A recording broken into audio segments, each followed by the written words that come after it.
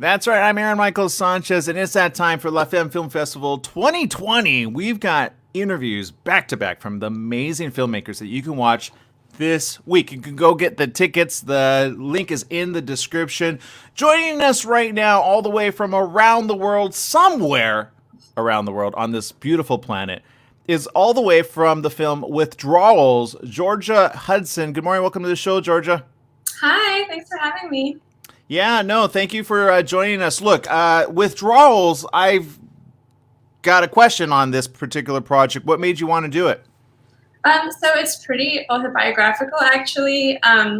Coming from the comedy scene in New York, I had a lot of friends who were on antidepressants for various reasons. And over, the course of the years, I learned that actually several of my friends had quit Lexapro, had completely different withdrawal effects. And that was so fascinating to me, since we were all the same age and just so similar, yet our bodies reacted so differently to the same drug. So I thought that would be a really interesting kind of thing to explore, since you really don't see that talked about much. I am glad you're tackling this subject because, I have family members that had withdrawals from different types of drugs, but what's different with this particular one that people don't know about? It's even hard to say because it's just not really researched that much. It's not written about that much, and it affects everyone so differently. So going on these drugs, going off of them, and there are so many different kinds, it's really impossible to say what will happen. So that's why in the film we kind of see 4 different things that could happen out of many. Well, and there's, if anybody's gone through any type of withdrawal, it is not a walk in the park. Can I ask how long the withdrawals usually last? Again, there's just no specific answer. I can tell you personally, I was put on antidepressants a few years ago. I was on the lowest dose for a very short amount of time. So when I quit it cold turkey, which we're not supposed to do, no, I felt you're supposed to wean off. That's the message. Exactly. To people, wean off. Look, pharmaceutical drugs, people think that, I don't care what people think about it. If they help you, that's great, but you cannot, and I know this from my personal experience of my stepfather, who suffered from a lot of pain, Vicodin, very highly addictive. And I can tell you right now, he would not have been wanting to be on camera. So what was that like, getting that to be on camera? So luckily we had amazing improvisers, comedians as our actors, all who also were very vocal on set about their experiences with mental health. And it was definitely a challenge to write that line between taking the subject very seriously and peppering in some comedy here and there. But I believe that, comedy is one of the most accessible ways to tackle difficult subjects. So that's why that tone kind of made sense to me.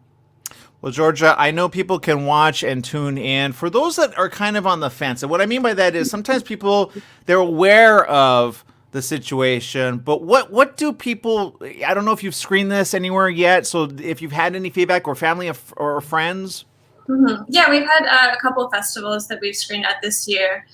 All virtual, of course, but the reactions have been just so, I guess, people found it very relatable. So if you've ever experienced any kind of mental health issues, anxiety, depression, just bad days, anything, there's kind of something in there, which is hopefully somewhat lighthearted and not too triggering. Well, and I love it because, I always say I don't judge. I've seen it all, okay? I personally have never gone through a drug withdrawal, but I know I've seen, back to my stepfather, I've seen what it can do to him, and more power to those that try to rid of themselves, not just of a pharmaceutical drug, but any substance, right? Mm-hmm. Is there any message there?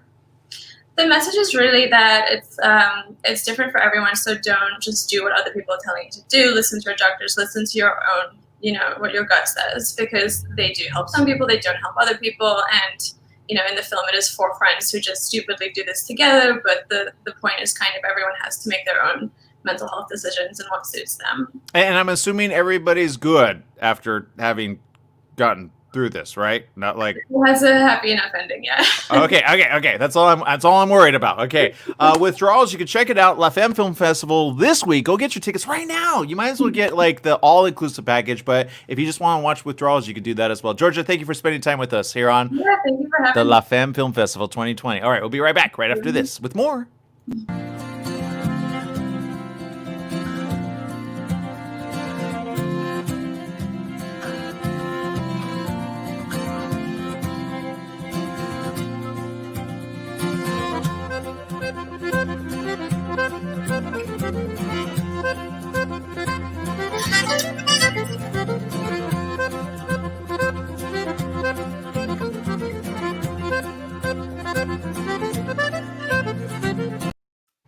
All right, it's that time for the Project Red. We got Phoebe Dunn with us. Phoebe, I got a question. Why just red, not any other color?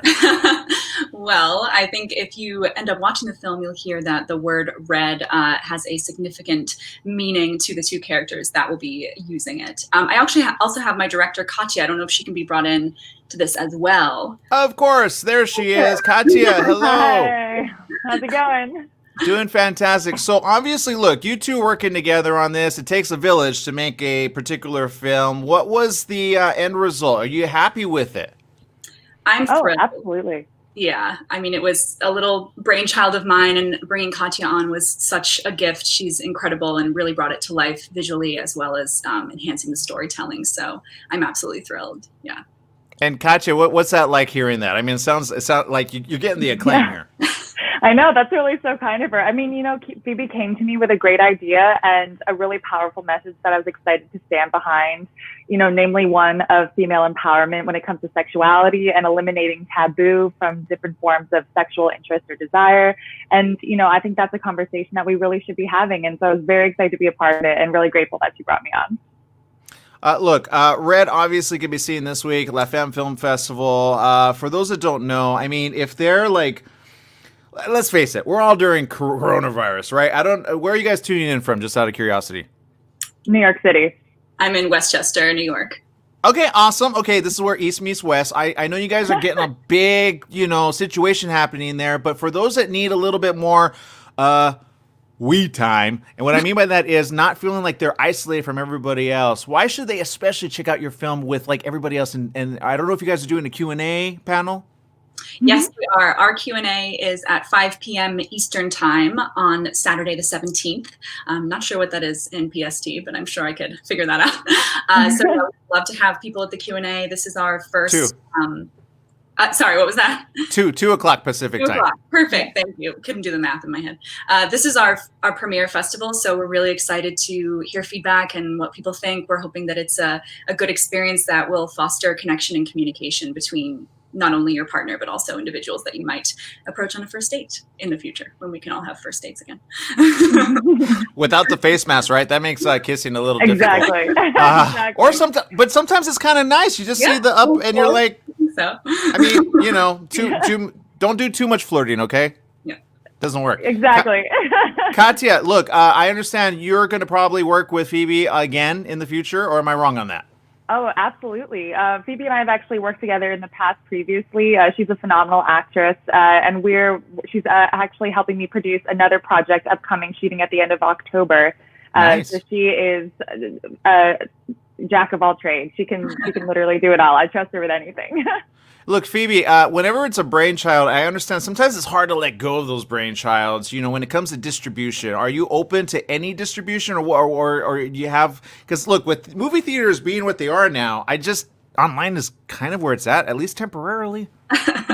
I mean, we're open to anything. It is a short, so who knows where it might end up. But I think I'm just want to kind of get it out there and see what happens. And I think it's showing something that I had never seen on screen. So I was excited to share that and see how people receive it.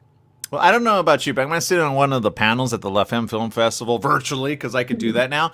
Past years I couldn't because I was so busy interviewing. But now that we have the ability, it's La Femme Film Festival via See Alive. We've got the link right there. Thank you so much, both of you, for spending time with us. And congratulations on this great project. Red, it's the only color that really exists in people's life for passion, right? Yeah. All right. Thank you so much. More from the La Femme Film Festival 2020 coming up next.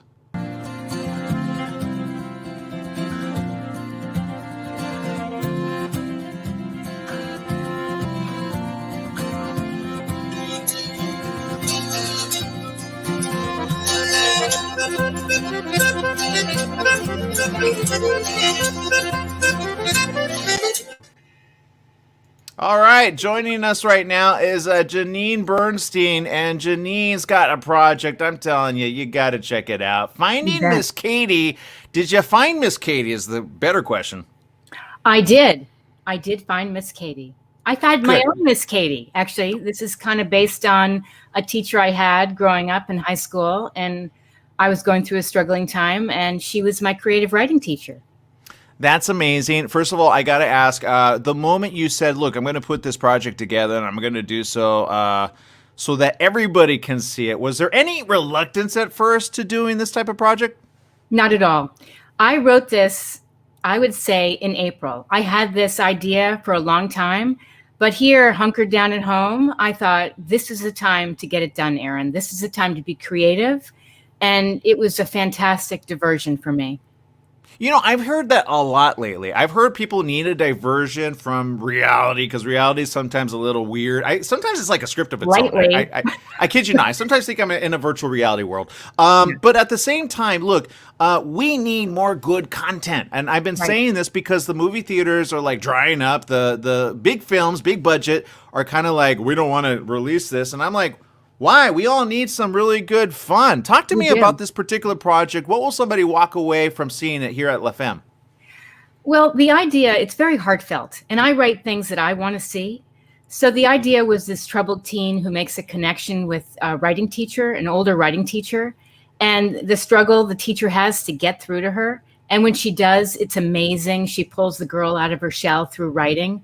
But then the older woman, I don't want to give too much away, ends up leaving the school because she has health issues. And it's the connection, the reconnection between the student and the teacher, and how they help one another through the power of music. Got it. Well, you know what? Music is a very powerful, what I call even a healing art, isn't it? Yeah, it sure is. It sure is. Yes. So obviously people have questions, you know, and the obvious question is this. This obviously isn't your last project. You got another one in your head ready to go, I'm assuming. Can you talk about that? Oh, yes. I wrote a really funny story about a woman that gets trapped in her garage. And in the quarantine, she gets locked in her garage. And her garage makes her crazy. I don't know about you, Erin, but my garage is an embarrassment of clutter. Yeah, well, that's when you keep the lights off, right? And then that's a whole other story. Right, but she gets locked in and she discovers so much about herself, about her interpersonal relationships, being all alone. Well, and you know what? I'm glad you're doing it like that because unfortunately, there's a lot of stories happening behind the scenes, and I don't know about you. I've had several friends be very open and honest because I've made a call to them. I was going through my own stuff in the last few months, and I just thought, man, coronavirus needs to go away, and La Femme needs to come in to stay. You bet. Yes, I want to give a shout out to Leslie Lepage, Deb Gilels, all the amazing crew behind this because I'm a huge fan of this festival. I was in it in 2018 with a skateboarding pilot, or skateboarding film, actually. Yeah, called Birdie. Yeah. So I have a feeling we met already, right? We have met, yes. Yeah, I thought so. I apologize. It's you interviewed so many people. 150 plus films. Who could keep up? Okay, so each and every year too. By the way, I want to say thank you for spending your time with us. Thank you for those that are on the fence of going to get the ticket, even the all access pass, being able to be in all the panels. You have any advice? You will be inspired, and we need creativity right now. We need inspiration. It'll make everybody feel good to come to this. Yeah, I agree. Definitely. Janine Bernstein, everybody, go check out her project. It is not the last. It is Finding Miss Katie. I guarantee Miss Katie is going to be happy she got found. Thank you. She will. Thank you.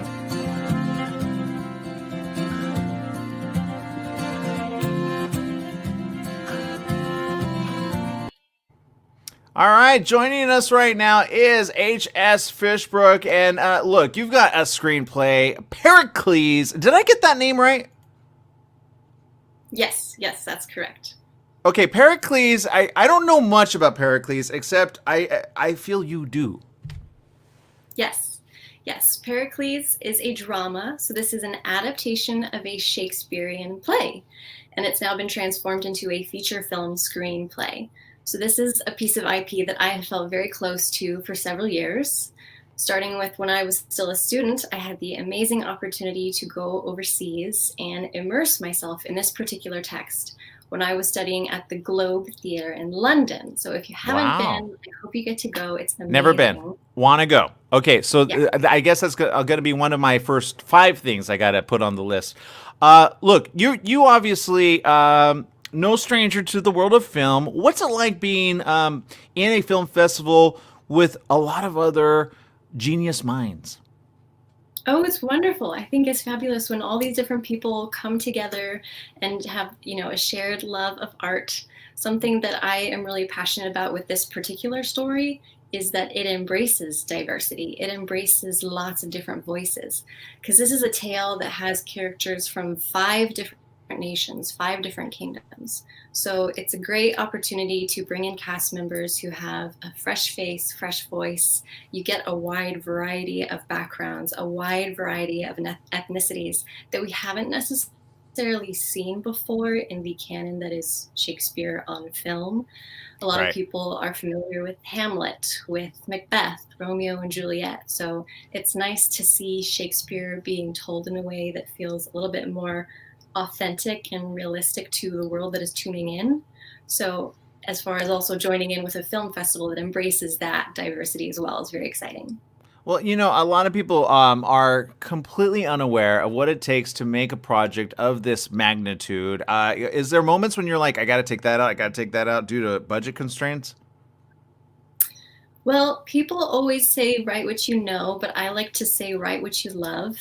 Because, if you are able to tell a story that's just really powerful and really profound and has a deep meaning at the heart of it, people are going to respond to that. And so the question of budget or what's too big, what's too small tends to sort of go out the window if people say, I have to tell this story, right?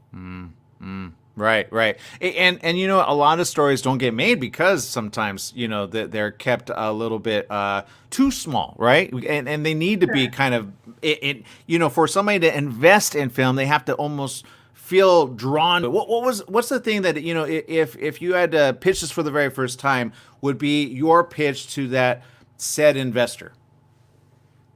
As far as for this particular story, you mean? Mm-hmm. Yes. So I really love that this particular story asks the question of, am I alone in the world? And I think that's so timely with so many people sheltering in place at the moment. But the moments when we seem to feel so isolated and lonely, how is it that we find that sense of connectivity that we long for? So the answer that Pericles finds feels very authentic and very real to me as well from my own personal experience. But we are never, in fact, alone. There is something in the universe, there is something bigger than ourselves. And when we are open to that, take a moment to pause and think about that, be open to it, that's when we can see the opportunities to connect with the people and the things that are already present, already there. And to me, that's something that feels very important, but also has no expiration date, right? This is something that's always going to matter to audiences. I love it. You already got me. If I had the purse strings, I would actually pony up. Okay, look, thank you so very much for spending time with us. La Femme Film Festival 2020. We got more coming up soon, right after this.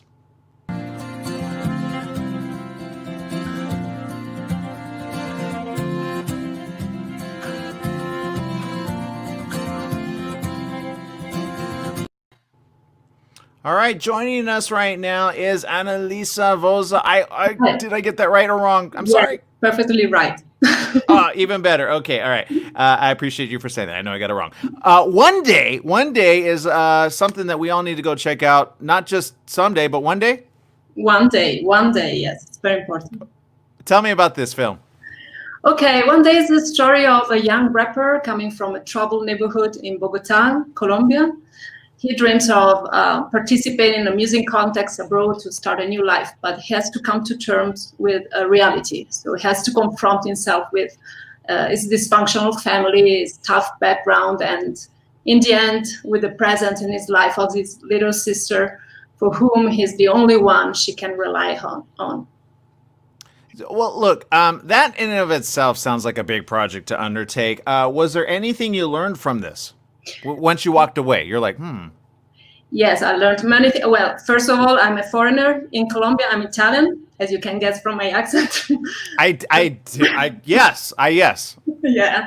So as a foreigner, I had another perspective on the context that I tried to show, and I learned a lot from non-professional actors because it was the first time I worked with non-professional actors, and they were amazing. I learned from people because I did a film workshop with kids in the neighborhood where we shot the film. So I learned a lot from them and their enthusiasm and eagerness to learn, to be in the world with their talents. Well, Annalisa, I'm glad you mentioned something which has kind of been a running theme, and maybe it's just in my head. Diversity has been the largest subject. Obviously, it feels almost that we're at a point in this, not just this country, but also around the world, where we need to be and remember that we're all part of something really big and grand design. Does that make sense? And in this project, I'm sure that was one of the first things that you thought of having, or is it just kind of natural for you to kind of get outside your own bubble? Well, it's natural for me because I consider myself to be a traveler, but like a mental traveler. I'm very curious, so I love to push myself and to know things that are not familiar to me necessarily. In this project, music is very important.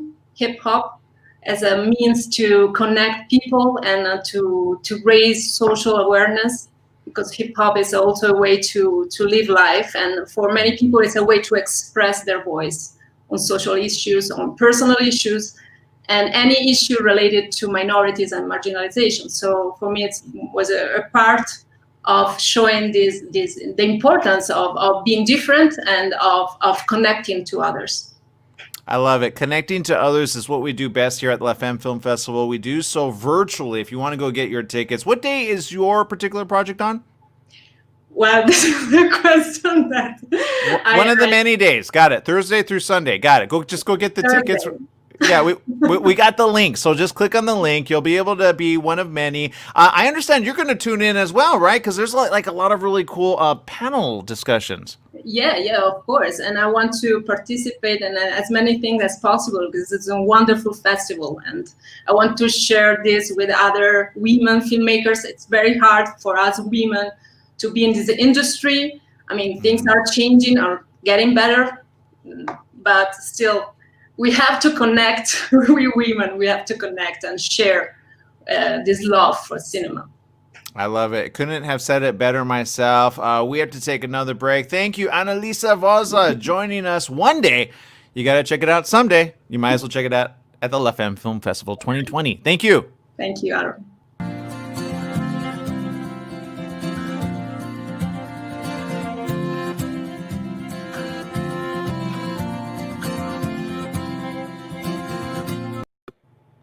Joining us right now is Kimberly Harris. Her project entitled I Heard Sarah. Personally, I think this is something I'm going to let you talk about because I did not hear her yet. But I haven't watched the film. Oh, okay. Well, yeah, that is pretty abstract, the way that the character hears Sarah. So you're probably not alone on that. But there's a lot of people that I think want to hear Sarah. Talk up to us about this project. What made you want to go ahead and put all of your time and investment into it? Sure. I was teaching at the Lee Strasberg Film and Theater Institute. I teach acting workshops there sometimes. And an actor that took several of my classes had this story burning inside of him, and he asked me if I'd help him just develop the story because he hadn't written a script before. And as we were going, it turned out to be a very personal story, very emotional story, not totally autobiographical, but certainly felt very personal as he lifted it into his imagination. And we ended up creating a script, and then I just really wanted to try to film it and challenge myself to make something that's so kind of avant-garde on the page. Sometimes people enjoy a challenge. Other people hate a challenge. I could imagine you surrounded yourself with everybody that loved the challenge. Well, yeah, it was very artistic. I needed very artistic people because it's, this character is a young musician and he ends up on Sunset Boulevard and with all of the perks of fame. So we had to have a lot of very beautiful locations. We had to have incredible production design and really showing what he was able to afford. The film starts out with him busting out of rehab. So there's that duality too, that what is fame and how does a young person handle it. Well, it's interesting you say that. We see a lot of what is supposed fame, and then we see a lot of, well, we only see the news headlines of where did they go, and then we see the end result. Obviously, I'm sure this hits home with a lot of people that are both celebrity and not celebrity in some way, shape, or form. Is that true? I definitely think so. I mean, it's really more of a film about how we treat people, and if we get ahead of ourselves in our ambition, and certainly if you get in addiction, which many people do as a solution, what are the repercussions of that, and how and if and how can we come back from that? Yeah, I think during coronavirusville, as I like to put it, people are turning more to the bottle. They're turning more to sometimes drugs to make them less anxiety, if you know what I mean. But, without preaching and teaching, obviously this film is so much more than that. Can you speak on, when you've obviously had screenings of your own before La Femme Film Festival as of this week, and I know you're going to see a lot of comments, a lot of praise, a lot of people tuning in via the live stream app, See On Live, if you get where I'm going with this. But what's been kind of the overall viewpoint of your film?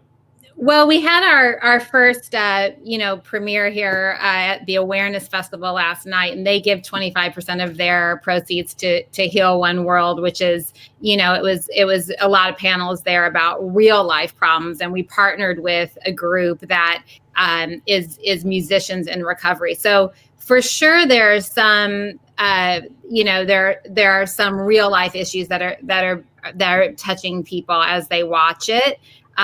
Mostly people think it's a really creative experience. I mean, there's a lot of great music in it as well. And people feel like they're moved by it. That's been the overall lovely response we've had so far, is that they feel like they're moved by it and interested in the characters. Well, I can tell you right now, Kimberly, I am going to sign up for this right here, right now. I'm getting the all access pass. I think it's only like $50. I can watch everybody's film and everybody's panel. Kimberly, before we let you go, what's next for you?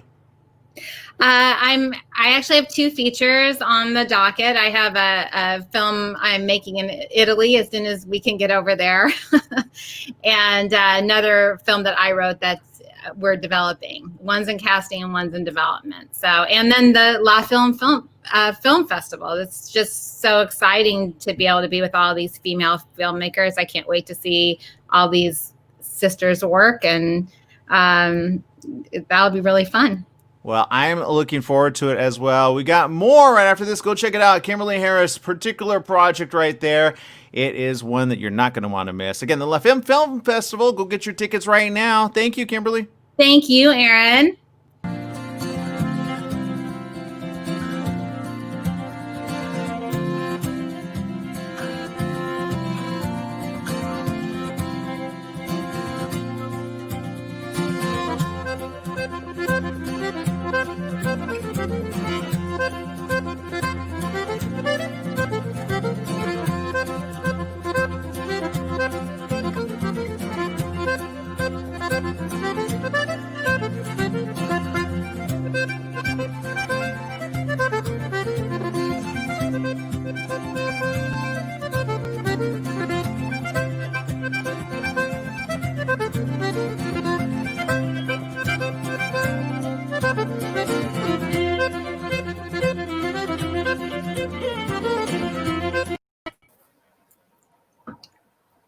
Hello, Veronica. Hi, how's it going? Good. How are you? Thank you so much for joining us here at La Femme Film Festival this year. My pleasure. Doing everything virtual. I am seeing here that you did 20 Minutes to Life. It's a short comedy. Mm-hmm. Anything you want to tell us about this comedy? Sure. Yeah. So it's a short comedy about a girl going to her very first detention, elementary school age. And she imagines it as a prison with guards and a warden and a classroom full of these tattooed, leather-clad bad kids. Oh my God. That sounds so funny. I'm sorry, there was a lot of what? It was a lot of fun. Was this inspired by your elementary first detention experience? Yeah, so I was definitely, when I was in primary school, especially like the good kid, like never been in trouble. And I accidentally spilled grape juice on someone. She told my teacher I did it on purpose, and I was just too devastated to say anything. So yeah, I thought my life was going to be over, which obviously it wasn't. Detention when you're is not anything. Yeah, so just remembering that sort of the fear and hyper exaggerated imagination. So just took that and moved it into a short film, and including the grape juice as a grape juice shootout in the short. Wow. How fun. Oh my God. Are you a comedian or what? Like, I wouldn't call myself a comedian per se, but I definitely enjoy comedy. And I think especially with the way the world is right now, I've definitely been drawn to a lot of comedy. So definitely excited working in that space. Because, comedy is something that happens that's unfortunately plus time. So drawing your experience from a true life event, exactly. That's the basis of comedy. So yes, girl, you are a comedian. Well, thank you for saying that. Okay, so for everybody that's joining us live, you can watch this short film. It's streaming live through any of the times of the Film Festival. But are you going to be hosting a screening party? Yeah. So this coming Friday at 5 p.m. Pacific, I'll be hosting a screening party Q&A. So any questions you want to ask directly, I'll be there. Nice. So how do people get to attend to this screening party? Or I believe it's through SIA Live, I think is how I'll be posting on the 20 Minutes to Life, Instagram, Facebook, the links to that, this week. Awesome. So it's a 20 Minutes to Life page on Instagram and Facebook? Yeah. And they can follow all this information. So tell us, okay, we know that this is based on a story from your true life. What else? Is there any discoveries that you made throughout the process of whether writing it or shooting it that you would like to share?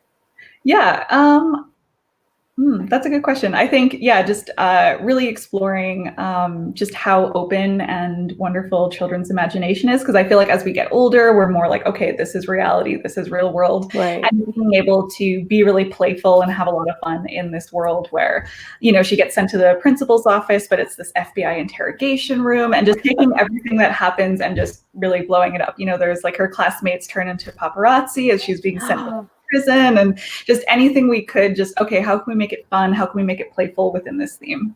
Yeah, that sounds like a lot of fun. It kind of like, I don't know why I'm thinking of the whole Lizzie McGuire. I don't know if I'm dating myself or anything. No, I know. Kind of how like her imagination would just go out of proportion and go. That's so beautiful. Yeah. Something else that you want us to share with us about? Oh, good question. We're really excited to be a part of this film festival. It's, obviously we'd love to be there in person, but we're so glad that we're able to have it online. So many more people are able to see it who, maybe would not be able to travel down for it. Right. So it's so exciting. Right. It's accessible all worldwide right now, streaming on La Femme Film Festival. You can purchase your tickets online. And did you, when you were casting for this film, how did you go about that? Yeah, so there were a few people that we cast directly, specifically the warden interrogator. We approached her directly. And for the main girl who was based on me, we put out a casting notice, had a lot of submissions. Like I think we had like 150 or so kids all coming, like wanting to audition for it. So and the first person up that day was Eden Summer Gilmore, who ended up playing Olivia, who's our lead, and she just blew us away immediately. And so she's incredible. She's won awards for this performance. Nice. So excited to have her, and now she's off doing other wonderful things on network TV and other films, and she's incredible. Okay, well, this has been amazing. Thank you so much for joining us, Veronica. Anybody, 20 minutes? Oh, shoot, I just lost the name of it. 20 minutes to life. Yeah. Oh, I totally just got the connection. 20 minutes to life, because it's a sentence of detention to life in jail. Exactly. Very clever. Veronica, thank you so much again for joining us. Congratulations on being one of the selected participants this year, and can't wait to see more of your work in that screening. October, it's this Friday. This Friday. I can't remember the number day. I can't remember the number day either. In Pacific time. Yeah. Okay, so everybody check out 20 Minutes to Life on Instagram, Facebook, and Veronica, thank you so much. Thank you so much.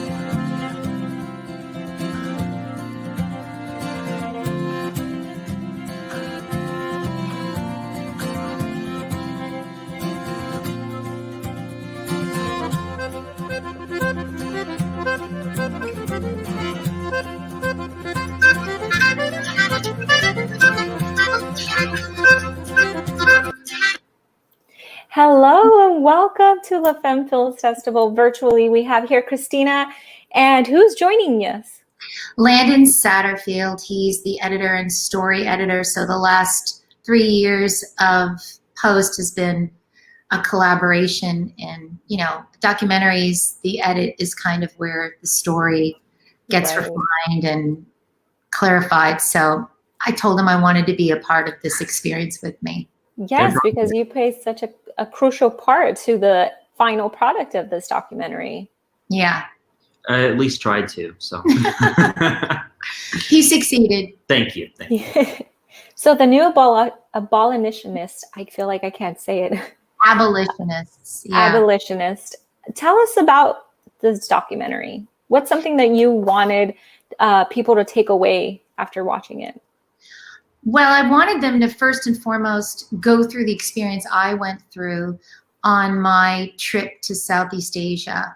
I became aware of human sex trafficking in 2012. I met a quote unquote abolitionist. She had started an NGO and was building homes to bring rescued children and women to help rehabilitate them. She had been a nurse and had seen that there was no real care set up, that this level of trauma, that there wasn't at that point a system set up in hospitals to help rehabilitate people who had been through, young children who had been through this experience. So she was building homes and trying to do that. So I became kind of ignited and lit that I wanted to be a part of somehow this cause. And then it took a few years, and then I went and did research, met people who were involved, and then found this group of people in Southeast Asia who kind of were somewhat connected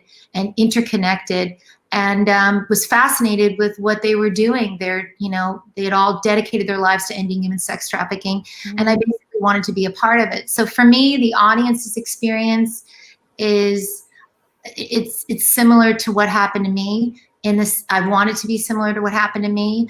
It was a priority that people feel that they come away more educated, less confused, hopeful that there is a way to end this, and activated that they have a part to play in that. Yes, that is crucial information for people to get out and to see that.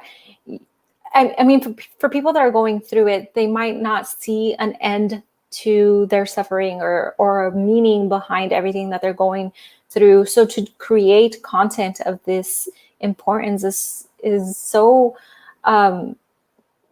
monumental. Like, it raises awareness for other people that don't know how much this is really happening, how close to us it's happening.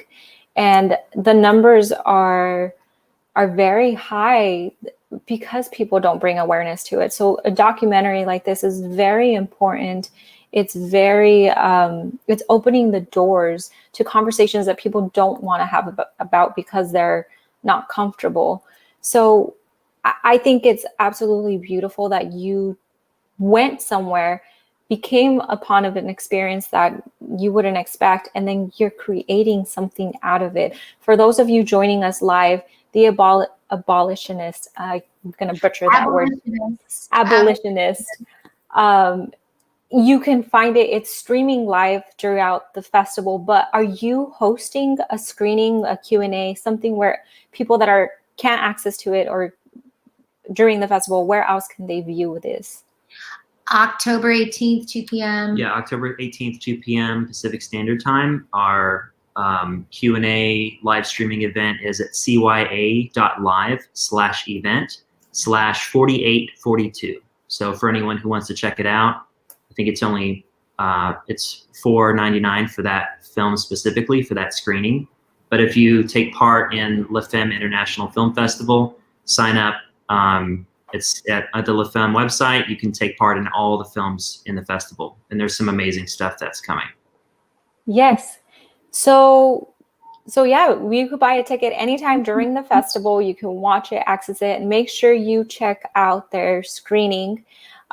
Real quick before we go, because I know we're kind of on a time crunch here, something that you would want people to take from your documentary or your experience? Well, making the movie changed me.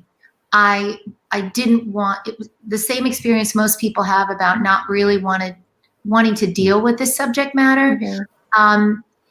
It doesn't it's horrific what's happening. It's the second biggest criminal industry globally. Drugs first, human trafficking second, and weapons third. So it's major what's happening globally. I didn't want to confront it, but I did. And by getting interested in understanding it and trying to get to the root causes, it changed me because it made me a stronger person, less afraid of confronting problems head on. And I think that that's an important ability and a part of our maturation as human beings. We have to confront dark truths and vanquish them. And it's been done historically already. I mean, the transatlantic slave trade was already ended. So this kind of mutation of it, it can be done. It's doable. Yes. We just can't be afraid of confronting it. Yeah. Exactly. All right. Well, thank you very much for being here and for joining us and for creating this. Everybody, make sure you go check in, go to that screening. Christina, thank you very much. Thank you.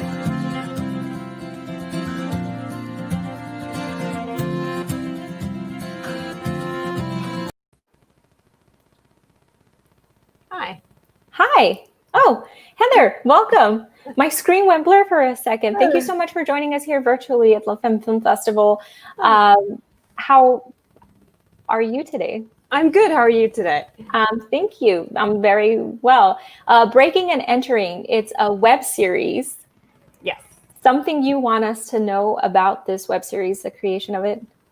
Sure. So Breaking and Entering is a comedy web series, and it's about two personal organizers who are competing with each other to offer the most extreme and intense decluttering experience. Everybody needs decluttering in their life. Yes. And it's a perfect time to do it right now with COVID, right? Yes, we're all home looking at our stuff. Heather, are you having a screening party, a Q&A? Yes, we are having one this Saturday at 8 p.m. Eastern Time. And yeah, we're excited. We're excited to be a part of the festival. Yes. So for anybody viewing live, you can view the web series at any point during La Femme Film Festival. And you're having the screening party this Saturday. Who is joining us here? Okima? Hi, Okima. Hi, did I say your name correctly? Yes, it's Okima. How are you? Good. How are you? Thank you for joining us. Thank you. So, Okima, you're the producer. I am. I had the pleasure of working with Heather on this really crazy, really funny, fun adventure that we had called Breaking and Entering's pilot. So is this web series after the screening party, are you going to be launching it onto YouTube, or how can our viewers stay connected and follow you? Well, we actually have a bunch of other festival screenings coming up. We're going to be screening at Portland Comedy Film Festival, then NYC Web Fest. Where we are nominated for Best Pilot. Yes. And we also won an award at Portland Comedy Film Festival for Best Web Series Episode. So, yeah, we have upcoming screenings, and we're excited. This is very exciting. What drew you to write this web series? Well, Heather is the writer. She had the concept and everything together, and I was actually just a consultant for her at the time. I was helping her build her budget, helping her put her things together, and I was like, this is really good. Who's producing this? She's like, I don't know. I was like, I know. And it just all kind of worked out. Awesome. Okay, so it's a web series about people decluttering their spaces. Yes. And that's something that we need right now. Screening is this Saturday. And do you have social media where people can follow you, get the updates on the web series, the next places that it's going to be screening? Yeah, right now it's just our personal pages on Instagram. So I'm Heather, HEATHER.Spilkin, SPILKIM, on Instagram. Okay. And mine is my name, Okima Timor, on Instagram, Twitter, and Facebook. Awesome. Well, thank you, ladies, so much for spending a moment of your time here with us today. And congratulations on being selected onto the Femme Film Festival screening this Saturday. Everybody make sure you stay tuned. Yeah, thank you. Thanks Thank you for having us. Thank you for being here.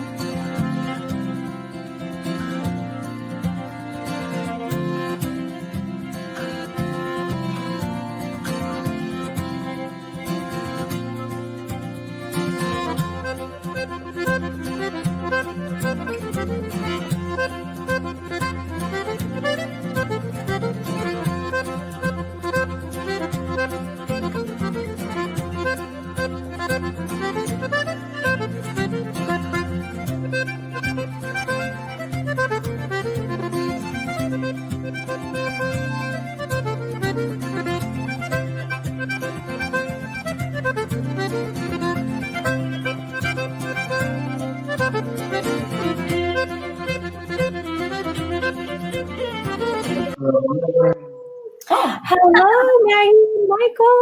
Hello. Hello. Thank you so much for being here today with us at La Femme Film Festival Virtual Edition. You created a documentary called Untie Me. Yes. How? You're excited? Thank you so much for having us. We're so excited to be here. I'm excited to be here speaking with you. Untie Me. Oh, look at the poster behind you is for the documentary. Yep. So you can find Untie Me screening anytime during our live La Femme Film Festival, but are you holding a special screening for the documentary? Yes, we are. This is Saturday, the 17th at 4 p.m. We hope to see you there. We're gonna have a panel, and we're gonna have Michael there. We're gonna have our amazing actor who is a acrobatic vocalist. It's amazing, and we're gonna have our specialist, a psychiatrist, Dr. Nancy, and we're gonna have a composer. Our composer, she's amazing too, and of course I'm gonna be there. This sounds like an amazing panel to attend. How did you create Untie Me? What brought it to life? I actually was planning a trip, yet another trip to Europe, planning to be there about 20 days, and I wanted to film it. And maybe not able to tell at this point, but I'm a quadriplegic, and a hobby I have is traveling. Now, it doesn't come easy, but it comes with a lot of fun. And I felt that it would be nice to share with other people to show them, don't give up and go enjoy life. Yes. So we met. I was in the middle of a photo shoot, and this photographer guy said, "You know what? I have to make a quick stop. Let me go meet Michael." And I was like, "I gotta go home." He's like, 10 minutes. He's gonna be a very inspiring person. You're really gonna like him. And I thought, okay, well, inspiring people, I'm always up for that, right? And when I met him, I thought this guy really knows what he's talking about when it comes about making the most of life. When it comes about living in purpose, when it comes about really, really finding the happiness everywhere you go and making the best out of things, I thought, ooh, we're gonna know the same wave of thoughts. So let me get to know you a little bit more. And then he said, I'm just gonna shoot it because, maybe put it something on YouTube and stuff like that. And I said, yes, that would be wonderful, but what about doing a documentary that talks more about what's in your mind, what really set you into this path of happiness, of creation, of manifestation, of making so many people happy, because this guy here has impacted positively the life of so many people. And I thought, I gotta be the one making this documentary. Let me do it. So I asked him would be, and he was happy with the idea of it and how it would impact a lot of people, because to me it was not about only traveling around the world and enjoying life as a quadriplegic. To me, it's about what we're going to discuss as well during the panel. Michael has a great sense of humor. I'll let him talk a little bit more so you can see that. And no pressure, but it is about the 6 phases of recovery that everybody goes after tragedy. So a lot of people might be in the initial phases, a lot of other people might be in the middle phases of recovery, but we all as humans go through this and in different order. And Michael is the living proof that everybody can move on and get back at being happy and healthy and having a super beautiful life, regardless of any limiting belief systems that we have. And my thinking was, you know what? Everybody has a lot of, we all have limiting belief systems. And sometimes our limitations are not physical. Sometimes Right. they're in our mind. Yeah, most of the time people are limited by the way they think. So I chose to film it because I wanted to show people. I then chose Maggie because her vision was grander than mine. And I thought it would be magical to put it together. Yes. Well, I think the two of you combined have offered an amazing perspective. I think it is very true that the richness comes in traveling and being in control of your mind and making the most of life. So for all of you tuning in, you can watch this documentary anytime live during La Femme Film Festival. Sorry, that was a tongue twister. Yeah. Or you get the screening this Saturday, 10/14, October 17th at 4 p.m.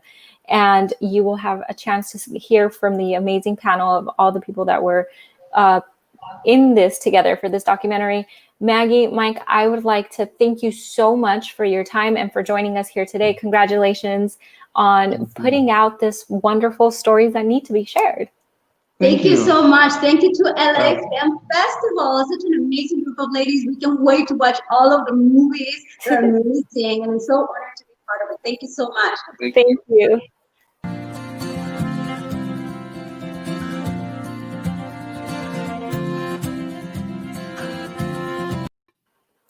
Hi, Mary. Welcome. Thank you for joining us to La Femme Film Festival Virtual Edition. Thank you. Hi, Ariana. How are you? I'm well, thank you. So you were selected, your script, Shine On, was the selection onto the film festival. Tell us a little bit about the creation of the script.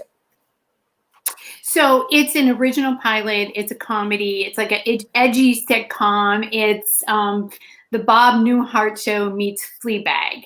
So it's funny. And my history is I've been a clinical therapist for 20 years and started screenwriting probably 8 years ago. And I decided that it was really important to sort of get, and I thought it was a great way to be able to get the women's voices out there with this kind of a idea of like the woman is speaking to the camera and saying what she's really feeling and thinking in a situation that it's the unspeakable truths that we don't talk about as mothers, as working women, as wives. So it's funny and it's honest, and she's dealing with well, the log line is basically she's polished on the outside, snarky on the inside. Ginger's a therapist dealing with her own crazy family life while pretending to have it together for her A-list clients. So she has an office in Beverly Hills, but she actually lives in Woodland Hills where everything is falling apart. You know, the house needs repair, and she's part of the sandwich generation. She's taking care of her ill father-in-law.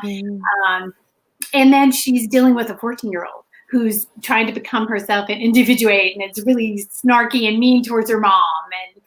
And so that's what it is. And she's married to a cable TV broadcaster who's gone all the time doing sports. Yeah. And so she's dealing with all those different things at one time. Sure. Very, very much like real life, right? Where it is. Especially in the career, you have to be so put together. Meanwhile, everything's falling apart and you just can't like show that. Right. It's probably more real than people realize. And I think it's a really good feminist view because I'm not sure that all men in some ways realize how much they put on the better half Yeah. The female half, you're the mother, so you have to take care of all this, and you do the grocery shopping and the cooking, and you arrange things and schedule things, and yet you're working, and so it's kind of, I think it's nice because it kind of gives us credit, women credit, for all the things that we do that people maybe the opposite sex doesn't really realize we're doing. That makes sense. Yeah, because doing all of this is a lot of work. So I think it's absolutely wonderful that you've put a comedic spin to the craziness that is life. And so your script, it hasn't been developed into a film yet, right? No, it is in the semifinal stage at the La Femme, and I'm really happy about that. I mean, out of every contest, this is the one. Yeah, especially for this script. Like it like goes hand in hand. I mean, this is a women's festival put together by women, and this script brings on the life of a woman. Yes, day to day. So for those of us that want to continue your journey, want to watch this play out, where can we follow you? How can we get access to? Are we reading the script? Yeah, so it is just a pilot that I've written so far. It hasn't been shot into anything, so you can't really see anything. Right. But my fingers are crossed that something will come from this at some point, and we'll be able to see it. And that would be obviously fantastic. Yes. Well, it sounds very funny, and it sounds like the work that we need to have put out and seen. So what is your personal handle for social media so we can follow you and stay up to date with the progress? That's it's actually my Facebook, I guess, is Mary Elbert, ELBERT Robbins, ROBBINS. And that's just my Facebook page, Mary Elbert Robbins. Perfect. Well, Mary, thank you so much for taking moments of your time to come in here and talk to us. Congratulations on being selected. I am looking forward to your script being adapted onto film and television because this just sounds like the content that we need. Thank you very much. Thank you. Thank you. Thank you. Bye-bye. Bye.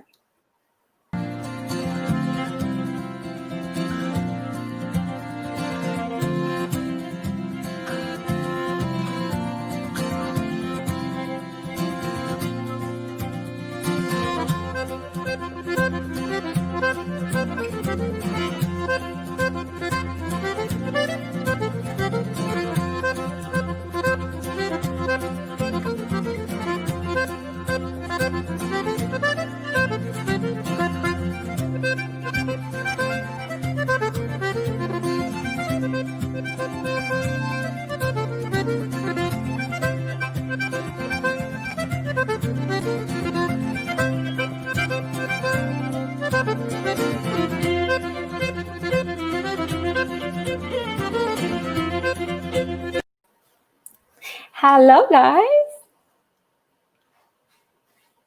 I can't hear you. I can't hear either one of you. I'm on. Hold on. There you are. There we go. We're just unmuting our mics. First of all, thank you two for doing an amazing job during La Femme Film Festival. I got to ask you, Ariana, before we let you go, I got a question. I mean, what's your viewpoint of the La Femme Film Festival? I know this is your first year. This is my first year being part of it, and thank you so much for bringing me on because I had an incredible time. I wish I could sit here and spend time with all these amazing creators. I'm so inspired to make my own stuff now. I know, right? And for those of you that don't know, she's very funny in front and behind the camera a lot. So, and an actress herself, and definitely, I feel like the producer in you is really coming out. You think so? Yeah, absolutely. Yeah. I feel it like knocking at the door. It needs to. Okay, Martha Casara, this is your second year in a row, by the way.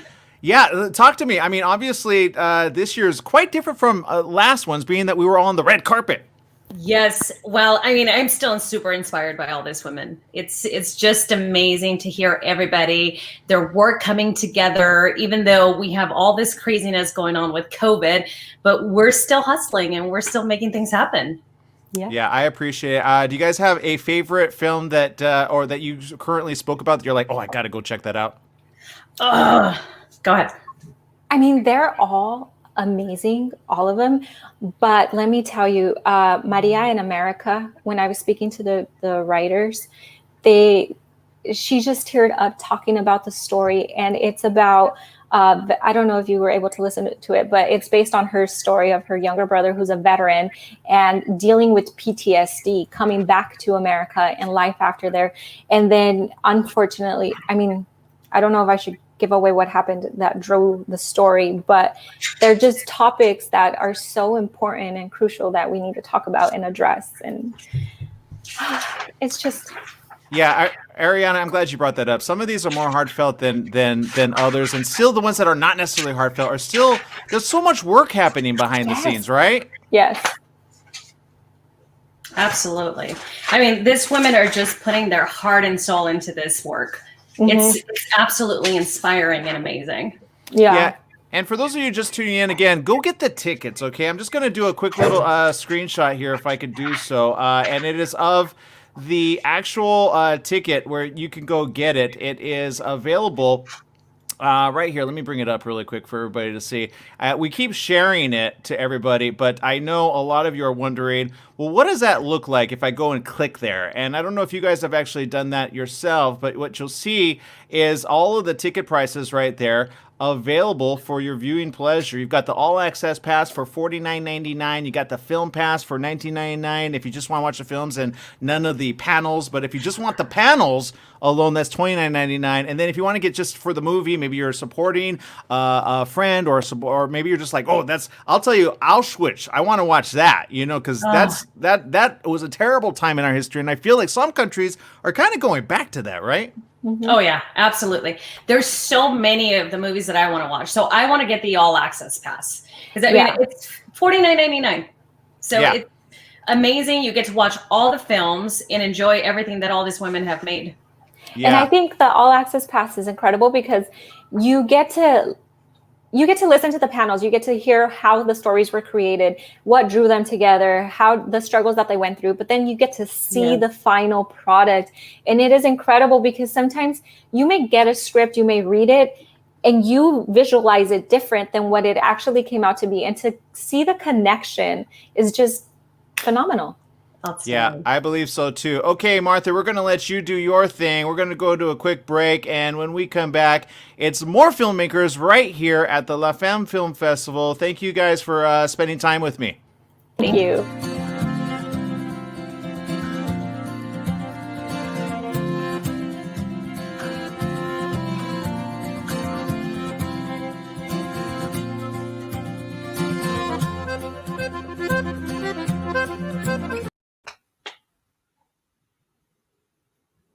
Hi there. Who do we have on?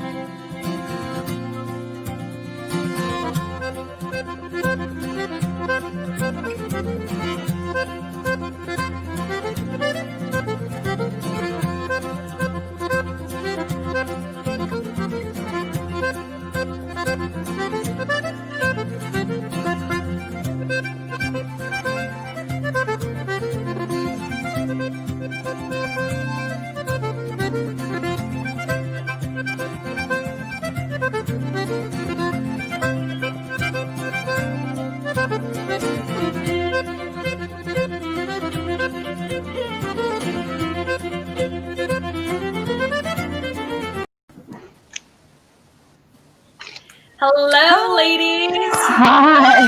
How are you? Welcome to La Femme. It's so great to have all of you, ladies. Thanks So, for having who wants to start? Let's start with Dreamer. Tell me about it. So, Dreamer was a short film that I wrote, and I co-directed with Deanna. And Lindell here is one of our other lead actresses as well. And basically, it was inspired by immigration story of my mom when she first came to this country, and also seeing a lot of what was going on with DACA recipients. Most of us here are on the West Coast. We're in the Southern California region, so we're close to the border. So everything that was going on with immigrants coming over, the DACA recipients, et cetera. And so I just wanted to find how to tell that story and pack it with a punch. So that's kind of it in a nutshell. Yeah. So Virgie, you've been around for a while. You've been in the entertainment industry. So And I still look good, girl. You I look still good. Yes. Yes. I was listening. You said something about 30 years in videos. I was like, no, there is I gotta change no that. way. Girl, were you like one? I gotta change that. I gotta change that stat. She was 2. Yeah, she I was was 2. two. I was 2. That's what it is. So, Virgie, what made you go into this? Into Um, filmmaking, from making dance videos and working Right. with giants in the industry? Yeah, I think for me it was, especially as female filmmakers, I think it's hard, because I was still auditioning and stuff as an actress, but it's hard to find those roles, those stories that I wanted to be a part of. They just weren't popping up, and I just was like, you know what, let me start honing in my writing skills. And then as a director, like, I've been around some great directors, and female directors as well, and it's like there's not enough of us. So instead of just saying, well, there's not enough of it, why don't I just go do it? And let me just get my feet wet and go for it. And, I took some classes over at UCLA Extension. And again, I'm still a newbie at a lot of it. But having someone like Deanna on my team helped me be like, see the light and be like, no, it's got to be done this way. So there was a big learning curve. And if it wasn't for Deanna and some of the other crew as well, I don't think I'd be able to do it. But I think that's what it was. I was just sick of being like, oh, I'm tired of not having our stories told, or why is it only this narrative? I just went and did it. Yeah, and that's what it's all about. Now, did you ladies, any of you guys, did you encounter any roadblocks being female filmmakers? Oh God, yes. The interesting thing is that this story is like it's Virgie's story, but it's also my story too, as being an immigrant and basically a DACA before DACA was called DACA, because I came to our this country. story.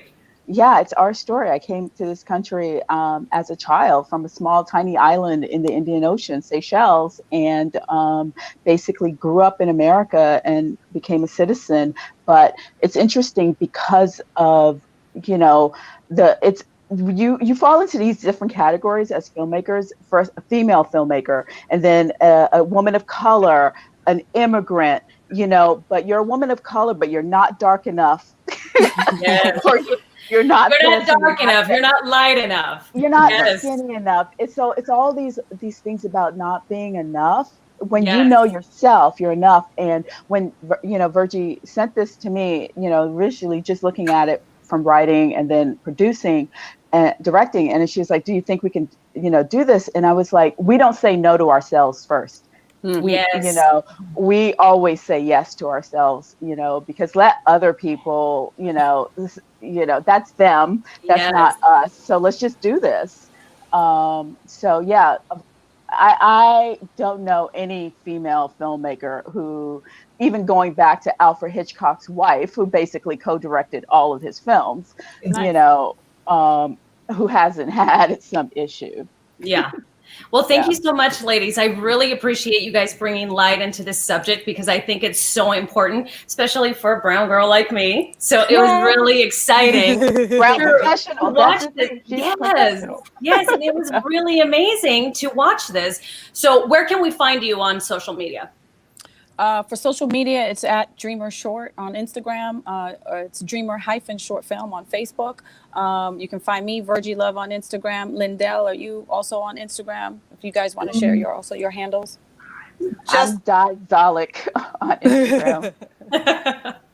And I'd like to say, Lindell's perspective of the film as well. She has a specific, for us, it's one way, but for her, she's coming from another side. So just Lindell, can she just share her kind of? Yes, give us a little bit. Yeah, we're crunched with time, but give us a little bit. Yes. Come on, Lindell. I'm a native Californian and 4th generation, so I know nothing about the immigration thing, but I have sympathy for it. I played the bad guy in this, but it's such an important message to get out there, and I was really honored to be a part of it. And I'm so proud of Virgie for making it happen everywhere. Getting it out there and getting the message out. It's really, really important, especially now. Well, thank you so much, ladies. I really want to thank you about this because it's like it rang really close to home. So I appreciate you bringing light to this subject. Thank you so much, Martha. Thank you for including us. We're excited. Thank you. Absolutely. It was a pleasure having you, ladies. Likewise. Thank you.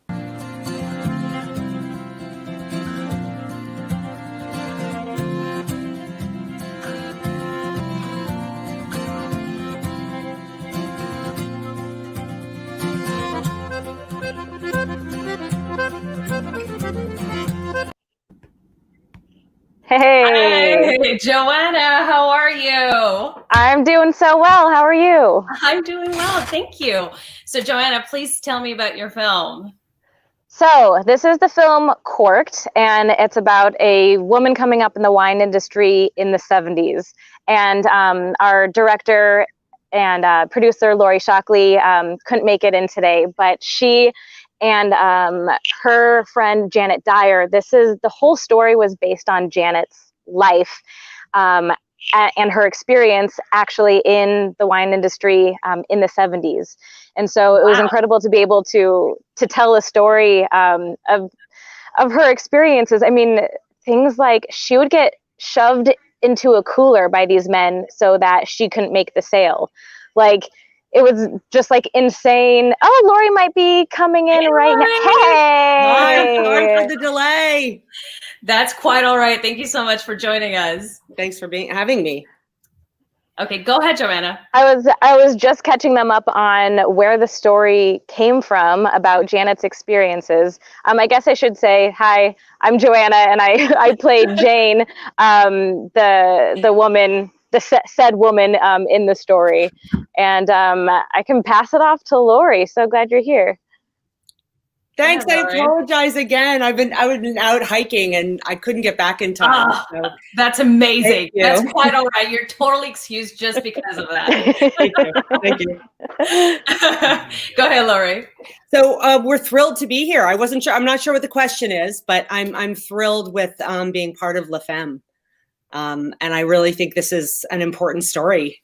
I have a quick question for you guys. Sure. So I know that this film focuses on a lot of challenges that women face in a male-dominated industry. Yeah. So have you personally faced any challenges being in the film industry as female filmmakers? That's a loaded question. It is. and there's a resolute yes. You know, Joanna and I are different generations, so I think there's probably a different experience that we've both had. I never would have directed this when I was first starting out. You know, we were still shooting film and, big video cameras. And I think with the access of the tools and the way things have moved forward, I'm much more comfortable being in the director's seat than I would have been then. And Joe can speak to what's going on now, I think. Yeah, I mean, it's still, you still hear when they're trying to crew a production, you still hear, I would like to have more females in there, but I just can't find a good female gaffer. It's like, well, where have you looked? And they have no answer. And so I'm part of something called Soft Hold Collective, and we're creating a huge database of women who are amazing at their jobs. So there's never going to be that excuse of, oh, I just couldn't find one, because we will have, it's going to go live soon, but there's going to be, just an extensive list of women for every role, on a film set, people who are so capable. So I can see it changing, which is great. Yes. But of course, you still experience it, still get second guessed all the time. If a man says something versus a woman on a set, they're going to be second guess. It's ridiculous. So you see a lot of that. And I think that, ladies. Sorry. It's okay. With our film, I just wanted to add that 70% of the crew was female or female identified. So that was really, really important to me. We had a female DP. Our producers were female, and it just goes on throughout. Right. So where can we find a screening of your film? We're doing the film festival circuit right now. Okay. And so until we're done with that, I'm going to wait and probably distribute it on some of the short film channels. We've had people approach us, so I'm just kind of holding off a little bit until the festival circuit's over. So make sure everybody get your tickets and watch this film. It's absolutely amazing. And ladies, where can we find you online? I am Corked the Film on Instagram and Corked the Film on Facebook as well. This is en route to becoming a feature, which is really exciting. Awesome. And then personally, I'm Shockley on Instagram. Well, thank you, ladies, so much. And it was such a pleasure having you. We look forward to watching the film. Thanks so much for having us.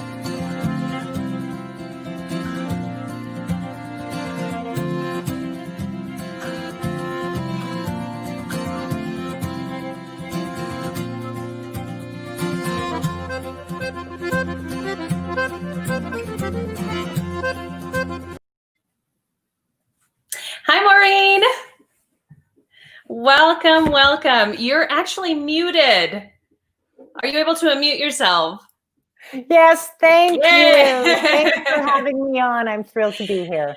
Thank you so much for joining us, Maureen. And tell us about 17 and Life Doesn't Wait. It sounds so cool, and it's touching on a lot of teens' lives right now. Yeah, So tell me about it. Sure, absolutely.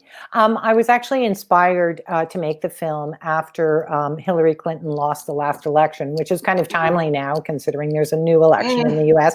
I'm a Canadian, but we feel all sorts of things that are going on next door very intimately. So, so once I saw that she didn't shatter the glass ceiling, I had always thought that young people, I have a daughter, would, you know, the world was their oyster. It was open to them. Right. It really brought it home that it wasn't. And I became very curious about what was going on for young people and who were just kind of on the verge of going into adulthood. And so I decided to make a film, and I have three girls that I follow in their senior year of high school. So they're kind of in the middle of a transformation and thinking about their futures.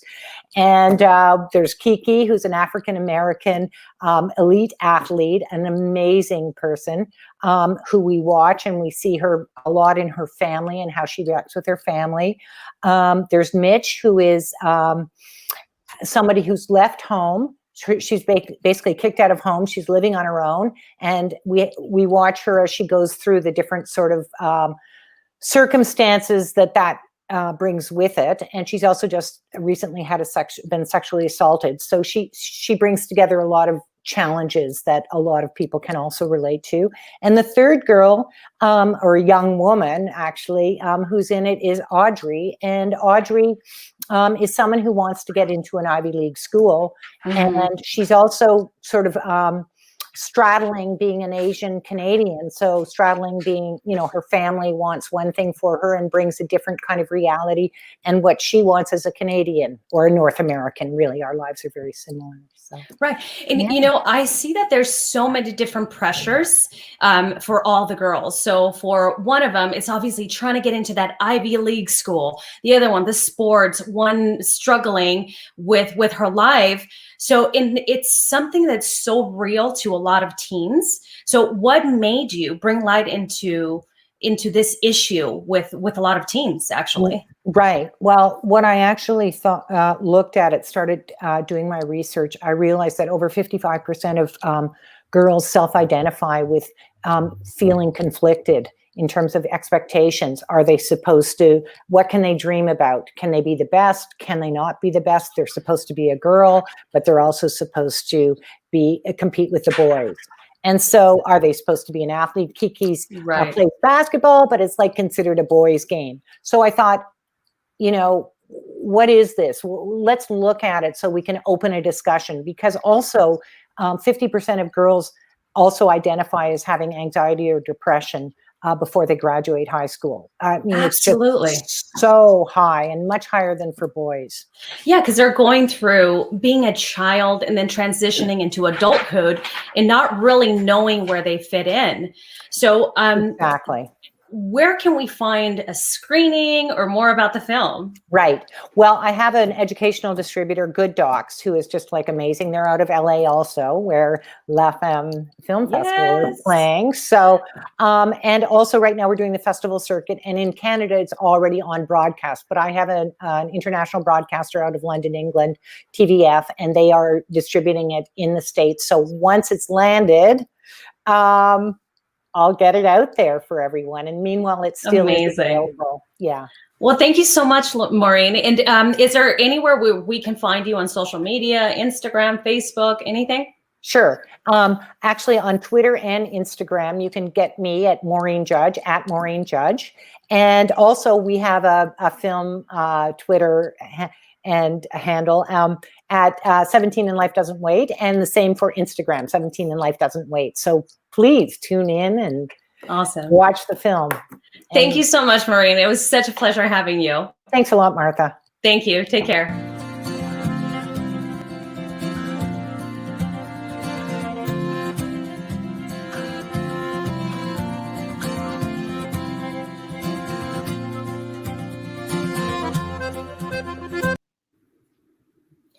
Hey, Lauren. Hi. How are you? Good. How are you? Doing well. Thank you so much. It's a pleasure having you. Welcome to La Femme. My gosh, a pleasure being here. Thank you for having me. So tell me about the women. I mean, you had me at women in a cult immediately. So tell me about it. Actually, my other writer is trying to get in. Oh, here we go. Great. Oh, she's muted. Oh, she's Let's muted. unmute her. Yeah. Hi. And she's also an actress. That's right. Our director Luna is also in the studio. If we could link her in, that'd be amazing. Yeah, can we link her in? Oh, there she is. Hi, everybody. Hello, ladies. It's good to see everyone. Yes, great to see you. So please tell me about the film. All about it. Tell us all about it. So The Women is about 4 women who are in a cult, and at the start of the film, they are abandoned by their leader, the prophet. And so they have to decide, are they going to stay? Are they going to go? Are they going to work together? Are they going to split apart?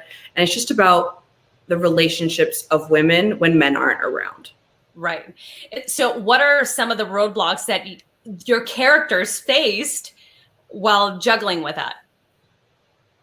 Well, I think what we liked about the idea of cults is that oftentimes the man tries to kind of pit the women against each other. So we're all sort of competitive with each other because we want his attention. So we kind of don't know what to do when he's gone, and we're like used to hating each other. And then we slowly realize, wait, I really like you, and we really get along, and you make me laugh, and you fulfill these needs that I thought only he could fulfill. So then you guys become bonded and become friends. Yeah. In the film. Finding strength in each other is exactly right. And, you know, there's this person who's been controlling us, brainwashing us, making us think that he is everything, and that's the only way to be. And now we get to test that, and we find out that it's simply not true. Absolutely. You know what? It's like that in real life too, I feel like. But then when women come together. A little bit, Martha, huh? Yeah. But we are such an amazing force when we all come together. I mean, we see it with you ladies, just coming together and making this film. So what can you guys tell us about that friendship and that connection of coming together in making something flourish? Oh, go ahead, Luna. Sorry. I'll just go speak from the crew side, and from that, I got to direct this wonderful, wonderful film. And we had probably a 70-30 female strong, let's say female strong crew. It was incredible. An amazing DP, Christy Tully. We had an amazing producer, Kelly Parker. And we just kind of came together and in 2 days crushed what should have been a much longer shoot. Everybody, I mean, it was madness. We all literally came together and kind of had this single focus and no egos, and just to make it the best that it could be. And so getting to work with these actors and also having the benefit of them being the writers and kind of dive into these characters and see what parallels we can draw kind of with life and also just with each other. It was one of those films where the experience of getting to be with them and rehearse, and then the experience of shooting it, and the experience of how it came out, all of them were parallel. And Yeah, that they're doesn't always equally happen. amazing. Yeah, that doesn't always happen with filmmaking, you know. Absolutely. So tell us, where can we find you? Can we watch a screening of the film anywhere aside from La Femme? So once it premieres at the festival, it will be available online for people to watch, but you can follow us on Instagram at The Women Film for all updates on that. Okay. And then, do you guys want to plug in your Instagrams, your Facebook for all of you ladies? I'm Suzanne Luna, SUZANNELUNA on Instagram. And I'm Lauren Mary Robb on Instagram. And I'm at Benda Ingrid on Instagram, my middle name.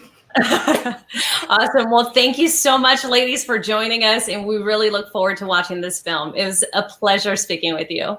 Thanks for having us. Thank you.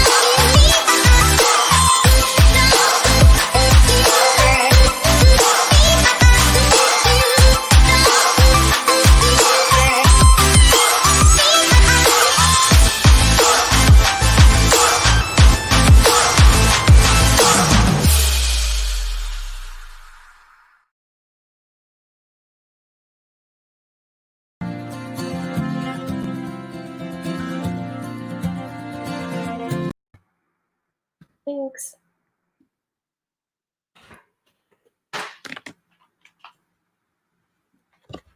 Aaron, you have you're muted. I know, that's the way I like to roll. I like to roll muted because I'm Mr. Mute as of today. Because at the end of today, which we're doing a marathon of interviews, by the way, for those of you just tuning in for the very first time, Adrusha, she's a returning alumni La Femme member. So is Martha Casera. Hello. You two obviously are keeping extra tight on the what I call the interviews. First of all, Martha, I know we're going to let you go, but Adrusha is going. This is her last half hour with us. Adrusha, quick question: what's it like coming back to La Femme? It's been 5 years for me. As you guys know, I'm a filmmaker and a producer myself. It's great to be back supporting women who are filmmakers. It's amazing to hear all the stories that these ladies have come up with. Apologies for the technical difficulties the first time around, guys. So I'm ready for this next segment. I'm excited about the films that are about to come up. And I can't wait to watch them all in the screenings next week. Absolutely. Yeah, and speaking of technical difficulties, we got to check your Wi-Fi. Something's going on with the data. We're pixelated. But and then Martha, look, I know we've got more of you later. We're going on all the way to 4 o'clock for those of you tuning in, and then we're picking up again this evening, 7 to 9 o'clock, because every filmmaker is like, no, I need to get in on this. I've never had so many people say, we demand to be on, right, Martha? Absolutely. Absolutely. And we're extremely ecstatic to have all these women. I'm having so much fun. Yeah, absolutely. Okay, we got to take a quick break, but again, go check it out. We're posting the links for you guys to check it out. It's all virtual. Many of these have a preview party, Q&A. You get to watch with other filmmakers and other cast members and other directors, producers. It's a great free-for-all. It's a great meetup. Is there like a networking room that you could just say, hey? There should be. I know. I don't know. There? I got to talk to Leslie Lepage over there, the founder and creator. Can you believe it? 16 years of La Femme. Yes, you know, last year I made so many friends with women from the festival. It was amazing. It was absolutely amazing. All right, we gotta check. We gotta check Adrusha's connection. We'll be right back right after this. Adam, take me out of here.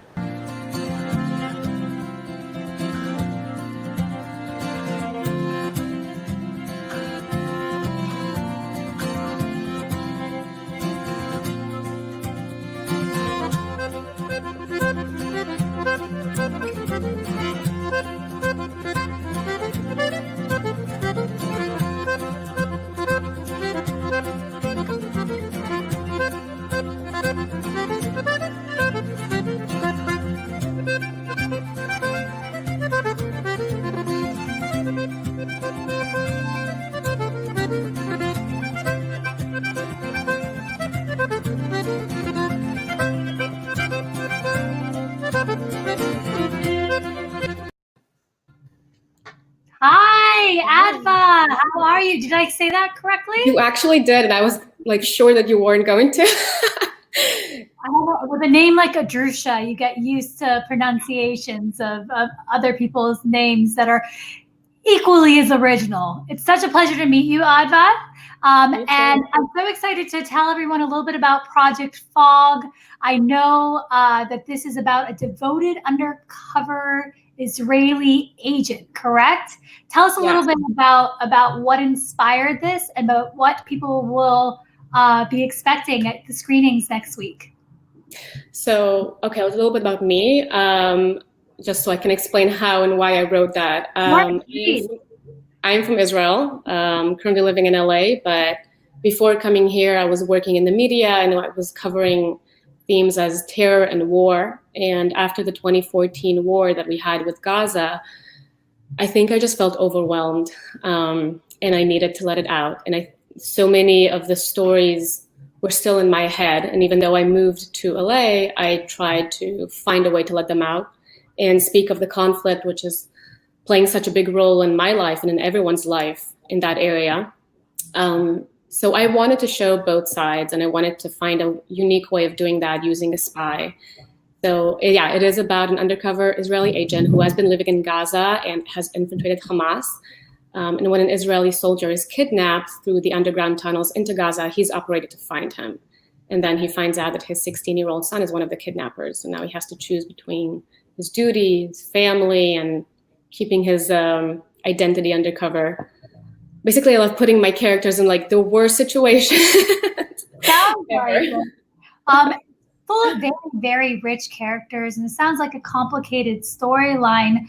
Were there unique ways that you found to integrate the stories and really keep tension for the audience? I think with a lot of these types of films specifically, the way that a filmmaker creates and holds tension for an audience is so unique to each filmmaker. Would love to learn a little bit more about the storylines and what your challenges were as you went in and tried to weave this adventure for us. I think, well, because it's like a drama action, it's packed with action. They always happen. This is kind of the films that I like to watch, where the stakes are really high, and if you lose everything. Yeah, so it's constant in the film. Are you going to lose your life? People around you keep dying. It's the price of war. And I think the biggest challenge for me was I wanted to show humanity on both sides. And I wanted to show the mistakes that both sides make. It wasn't about, oh, look, this side is clearly in the right, this side is clearly in the wrong.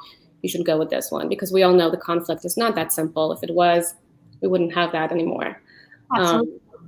So I came into this after I served in the army, and I was in a unit that actually bridged between the army forces and the population. And then I worked in the media and I worked in documentaries that dealt with terror. And I tried to take everything that I had and still do more research so I can present the other side with the utmost respect and be accurate and present people as people. We do good things, we do bad things, but explain the motives. So through that father-son connection with him and his son, and they finally managed to bond, but it's after the worst scenarios happened, and they understand they're both doing that because they lost someone, and they lost that someone because of the other side, and they're both trying to prevent it. And it ends up. Are you guys going to have a Q&A and screening party next week when we all get to watch this the 15th through the 18th? I don't know. So I'm part of the screenplay competition, so I don't know if there will be a Q&A. I would love to do one. Okay, we'll find out for you. We'll make sure that everybody has the information on it.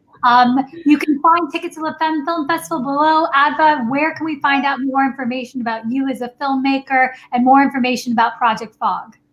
Well, you can go to my website, which is my name, Adva Reichman. I know it says my name on the thing, so I'm not even going to try and. It's there, guys. It's spelling right there. But yeah, you can find all the information about my films, my screenplays, all in there. You can find me on Instagram. So I keep posting about where it's going to be, and somewhere down the line, this will be produced, and then people can watch it. So this will be easier. Well, it sounds like you've written a story that is very rich, and a filmmaker will be very, very blessed to have all that beautiful material to make into a feature. We look forward to your Q&A and reading the script. And thank you for joining us today, Adva. Thank you for being the that is a tongue twister. La Femme Film Festival. Thank you for having me. Really excited about this festival.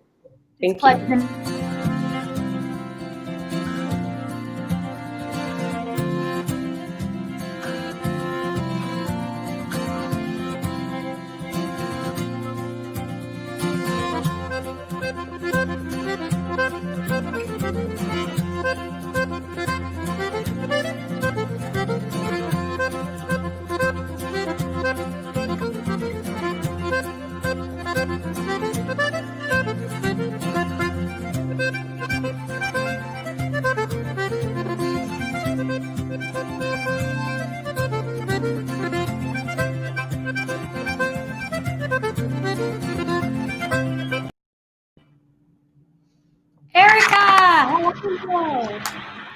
Hi, sorry. I don't think I was hearing you, so. No, it's okay. Oh, now I can. Good. Yeah. So. Erica, it's such a pleasure to meet you. Thank you. Your film, or your short rather, is called Coda, and it is about a young dancer and her struggles with bicultural identity. Tell me what inspired the film, and first tell me a little bit about what the film is about, and then what inspired it would be amazing. Sure. Yeah. CODA actually stands for Child of Deaf Adults. So, she, our dancer Alex, is kind of struggling in her dance school, and she meets a deaf man, and he kind of brings up some of her own internal struggles about where she fits in her world and in her art, and so that's kind of what's about. The inspiration is my sister actually married a deaf man, so my two of my nephews are CODAs. So I was interested in telling a story that reflected their worldview as well as my own worldview. I'm a former dancer, so I was putting that together with dance, and dance for me is a very visual way of expressing yourself, and obviously sign language is a visual way of expressing yourself. So that's kind of what the inspiration was. So she meets a deaf drummer, and then this becomes, is it a love story, or is it more about the interaction between her as a child of deaf? Child of deaf adults, yes. Deaf adults. Yeah. Her experience with this situation, which is it, or a bit of both? It's a little bit of both. I mean, it is ultimately not about the love story, but as in most things, when we meet somebody that is interesting to us, that inspires parts of ourselves. So it's really a self-discovery or a reawakening of identity, or an awareness of identity. You know, as I kind of likened it a little bit to a person who may have parents that are immigrants. So there's a whole cultural background, right, that is not part of, you know, like being in America, right? So that person who grows up with those same parents and has like all that cultural background, just like our protagonist Alex, she has all the background in being part of the deaf community, but isn't deaf, can never actually fully step into it. So it's really about her reawakening and her awareness of where she's going to fit in this world, like between two worlds.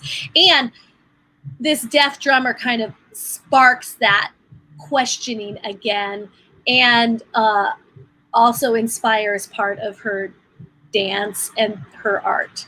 It sounds like an unbelievable story. Are you having a screening or Q&A next week that you're aware of that we can invite people to?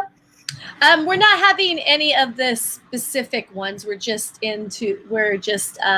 part of the general screenings. We're not having a Q&A for specifically this time. Yeah. Well, tell our audience then where they can find you, more information about you, more information about CODA.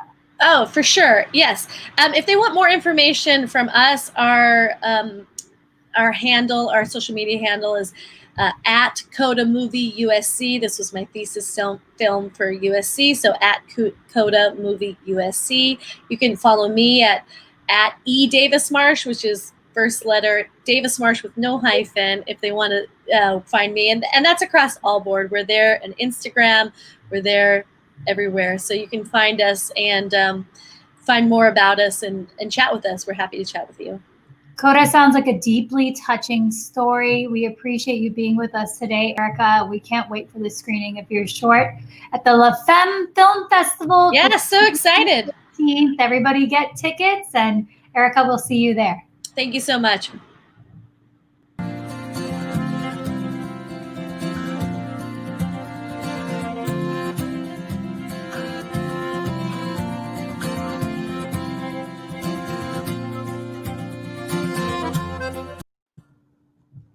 Hi.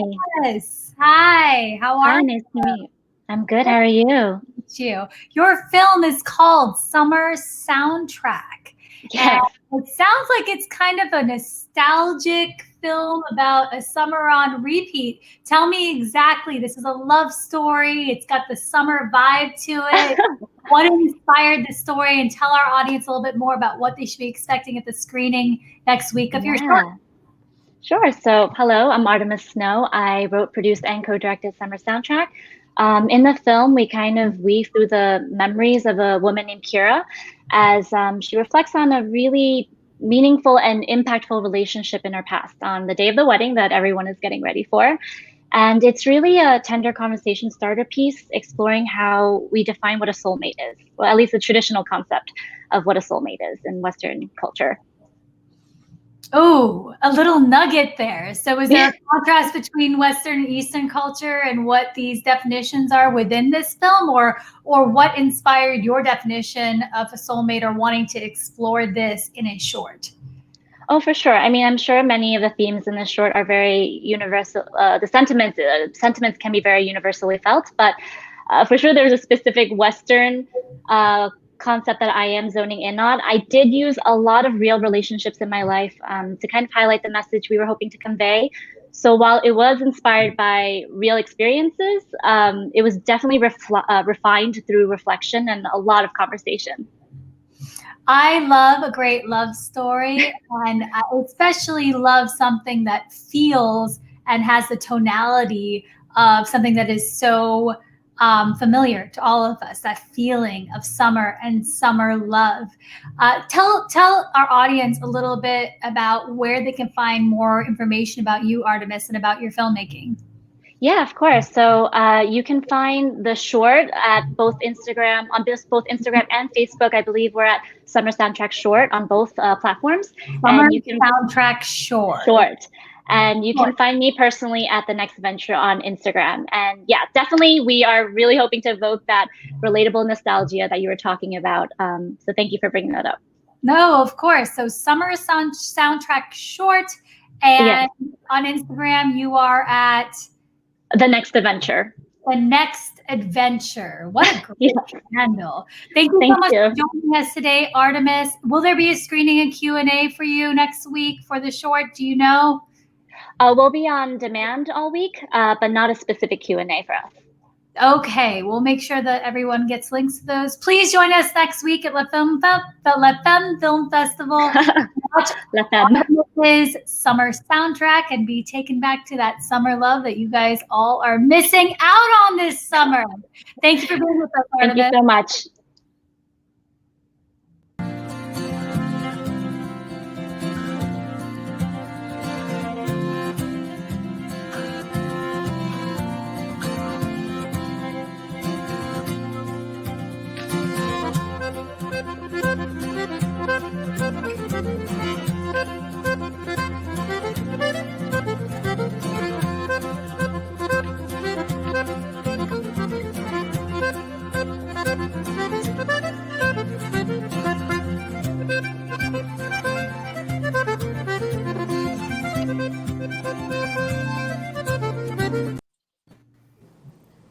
Hello.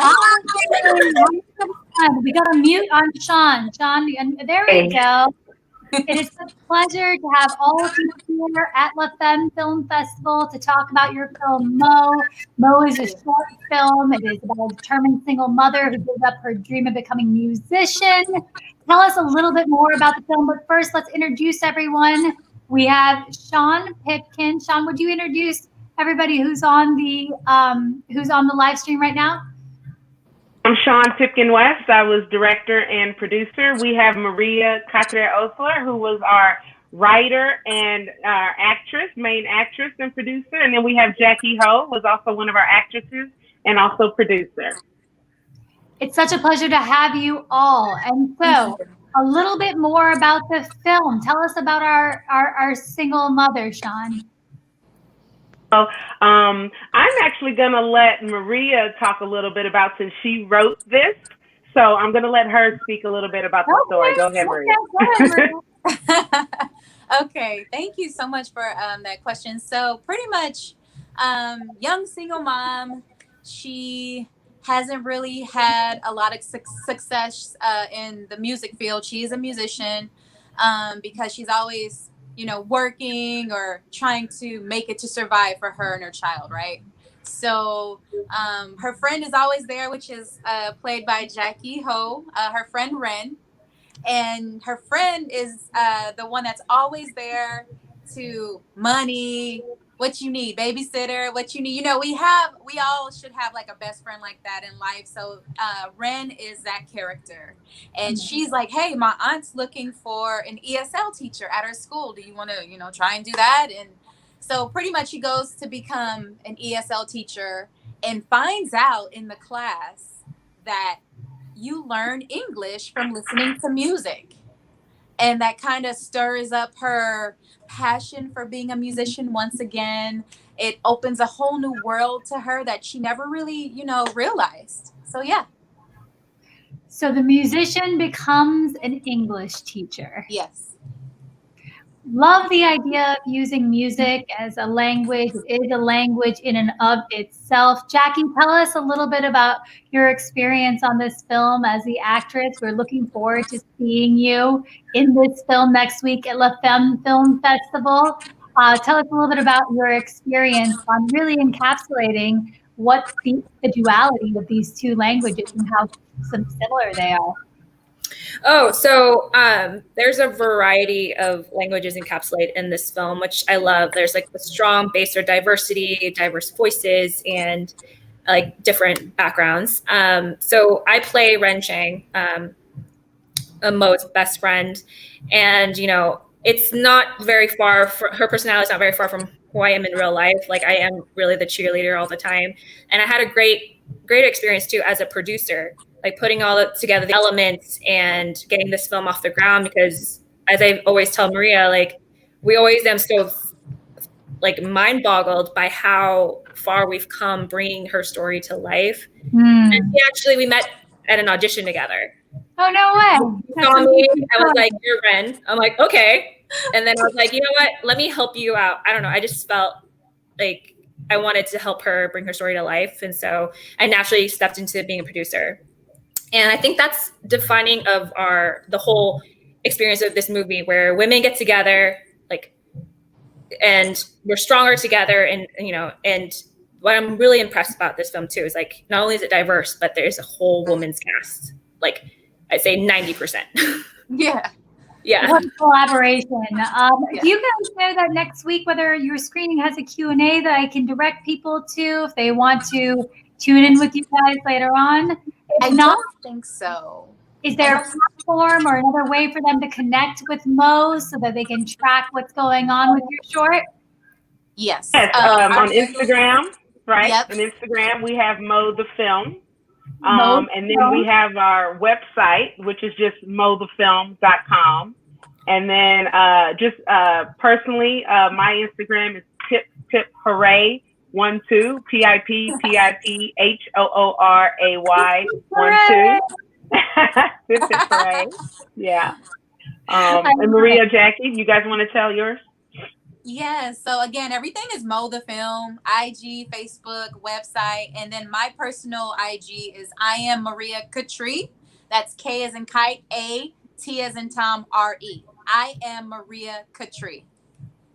Right down there, guys. Maria Katri. And Jackie, how can we find you? Instagram, model baker. There's a whole story behind that, but yes, you can figure out how I am as like a producer through my Instagram. Yes. Model and baker, everybody. We're gonna have to get that story at another time. Yeah. This is what the Femme Film Festival is all about. This is what I love about this film festival, bringing women together in collaboration to tell these beautiful stories. I'm inspired by your story, you guys. I can't wait to see it at the screenings next week. Thank you so much for being with us, and we will see you at the festival. See you there. Thank you. Thank you so much, everybody.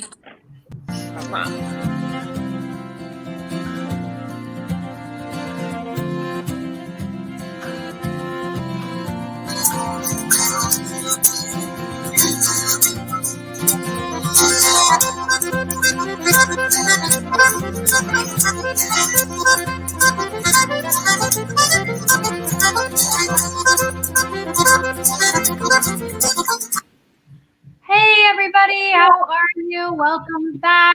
Hello. Dinah. Did I say that right? Dana. Dana. Sorry about that. Dana. Pleasure to meet you. And your film is called Quafas. Did I do that one right? Kafas. Kafas. Yeah. Kafas. And it sounds like it's about the inner turmoil of a family. Want to tell us a little bit more about your film and what inspired it? Yes, so Kafas is about a family in Aleppo during the Syrian War, 2015. And it's during the war, and basically there's danger going out around them.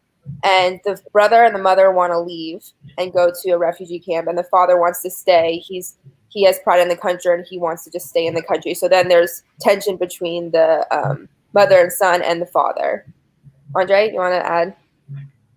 Yeah, so the film was shot here in Orange. So I'm Andre, I'm the sound designer for the film. So it is really interesting to recreate the world of Syria, even though the film was shot in the United States. That must have been quite the challenge for you, Andre. So tell us a little bit about what inspired telling this story, Dana. I guess I had been seeing a lot of coverage on Syria in the news, and it was always a topic that I wanted to learn more about and just explore in greater depth. So I decided that I wanted to focus a film around it so I could just explore the issue and kind of, I also know that a lot of people weren't really aware of what was going on. So I wanted to spread awareness of the fact that there is this conflict going on in Syria right now. Awareness is so key, and especially to show the emotional turmoil and the effects that it has on family. It's quite a service that you're doing to the cause. I would love to know, Andre, you said it was very difficult setting up Syria here in America. Is this your first time where you had to create a new location in a different area? And what were some of the challenges that you faced? So the challenge again is I have to be very familiar with the soundscape in Syria, but I haven't have any chance to actually visit there. So I watch a lot of documentary for reference to get an idea of how the world will sound like. So also we are looking for between drama and documentary style of filmmaking, because we want to actually recreate the world to bring the audience back to the situation, to have the feeling like how will it be like to live in the wartime. Is this your first film, Dana? So actually this is probably my 5th or 6th film. Okay. Yeah, I've been making films as part of Chapman. Basically, we do this in the grad program. So as part of the grad program, we make a couple of films during the program, and then I also made a film in college too. So it's just part of our program to just like every semester be making a different film. So this is one of our projects, semester-long projects. Well, it sounds like you did an amazing job of tackling a very hard subject in a way where we can all relate. We all look forward to screening Quafas next week. Are there additional screenings, Q&A, or places where we can find more about you, more about both of you, and more about the film? Yeah, there's a Q&A on October 17th at 11. a.m. So that's next Saturday at 11 a.m. 11 a.m. on the 17th, Q&A with both of you. And what about personally? Andre? So I can be reached at my Instagram. So my Instagram is Andre105. Yeah. So I'm working mostly in post-production sound. I also do podcasts. So yeah, I'm very interested in this kind of topics, like about women, about minority group, about diversity. Yeah. And you can reach me personally, Instagram at DMLI, or you could reach for the film on Facebook at Kafas Film, or at Spectre Productions on Instagram. Well, Dana, Andre, it's such a pleasure to have you both here. We really look forward to seeing your work and diving in to Kafas. Did I say it right, Dana? Kafas. Kafas. I will fix next week at La Femme Film Festival. You can watch the screening of their film there, and we hope that you all buy tickets down below in the links. Thank you for being with us today, and we will see you next week. Thank you. Bye.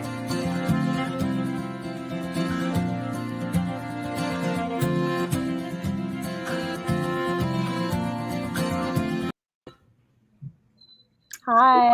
Monica, how are you? Hi, I'm good. How are you? Thank you for having me. So good to see you. So, Monica, you have a short. Yeah. And it is, well, you know what? I'm going to let you take this one away. I don't know much about bookbinding. That's okay. That's very what made you interested in this subject, and what is your film about? What should we be expecting to see when we screen your short this week?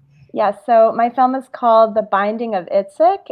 It is about a middle-aged Hasidic, very, very religious Jewish bookbinder who stumbles on his search for binding materials on the internet, stumbles across a Craigslist ad that's offering binding lessons for submissive women.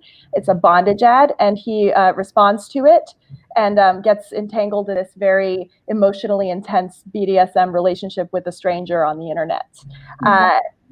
And yeah, so I write what you know, obviously. No, I'm kidding. I'm not a middle-aged Hasidic man. But I do live in a Yiddish-speaking house, and so I connected with my roommate and actor friend Ellie Rosen, who is starring in it, and I wanted to write something that was a good role for him. And I had all these crazy experiences, online dating, while also coming out as non-binary, which is just a very messy and crazy experience, in the moments before pronouns became really popular to put on all of these dating sites. So I was very interested in kind of like people's gendered expectations of like who they're expecting to meet and like the roles you play online and the fantasies we have about ourselves versus the realities. So talk about merging two worlds that are completely different. What an interesting way to explore both his Hasidic background as well as this world that he's entering into. Tell us, were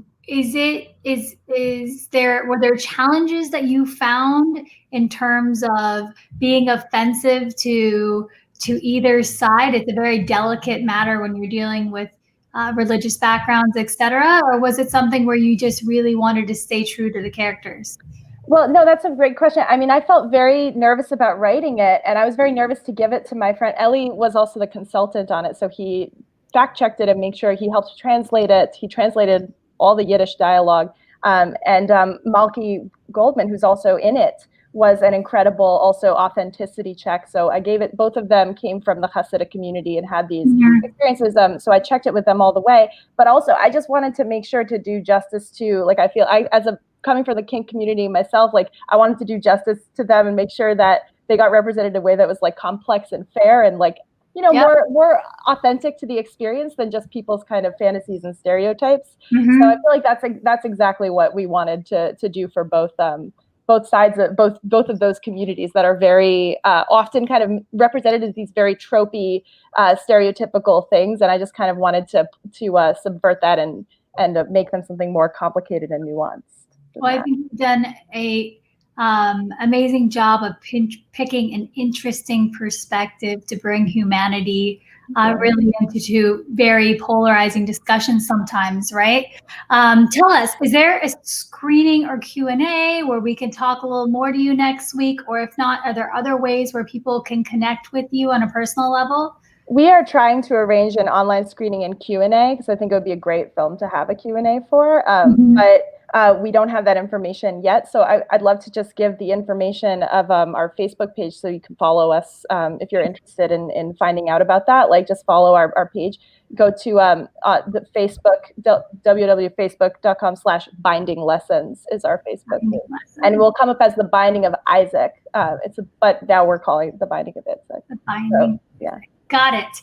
Got it. Thank you so much for being with us, Annika. We look forward to the screening of your short next week at Femme Film Festival. Everyone check out the links below. Make sure you get tickets, and we will see you there. Thank you. Bye.